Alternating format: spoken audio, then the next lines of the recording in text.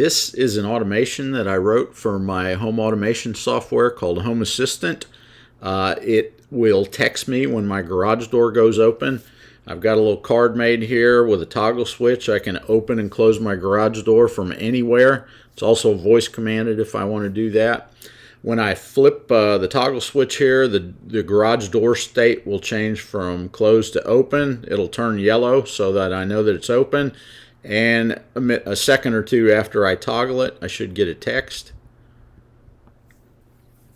You can see that the state changed. There's the text.